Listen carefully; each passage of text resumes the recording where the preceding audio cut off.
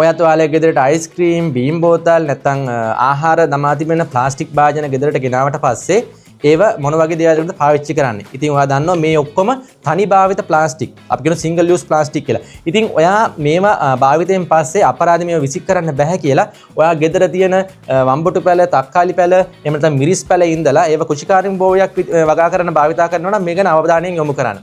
ඉතින් අපි මොකද්ද මේවා කුෂිකාරින් භෝග ඉඳීම සඳහා භාවිතා කරොත් වෙන්නේ? ඔයා දන්නවා අපි මේ කුෂිකාරින් භෝගයක් මේ විදිහට කප් එකේ දාලා ඉඳුවාම අපි මේකට ජලය දානවා සහ පොහොර දානවා. මේ පොහොර ආම්ලික වෙන්න පුළුවන්, භාෂ්මික වෙන්න පුළුවන්. ඒ වගේ මේ කප් එක හිරු එළියට නිරාවරණය වෙනවා.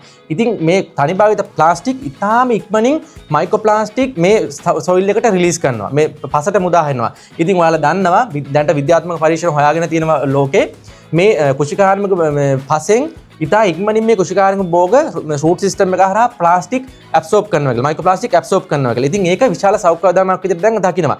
ඉතින් ඒ නිසා ඔයාගේ ගෙදරදී මේ විදිහට ගෙදරට ගේන අයිස්ක්‍රීම් කප් වෙන්න පුළුවන්, බෝතල් වෙන්න පුළුවන්, මේ වගේ දේවල් අපරාධ විසික් කරන්න බෑ කියලා ඔයා කුෂිකාර්මික භෝග වගා කරන්න ඒක භාවිතා කරනවා නම් ඒකේ අවදානමක් තියෙනවා. ඒකේ සෞඛ්‍ය අවදානමක් තියෙනවා. විශේෂයෙන් ඒකේ ගෙඩි ඒවයි ඵල ඔයා ආහාරයට ගන්න හින්දා.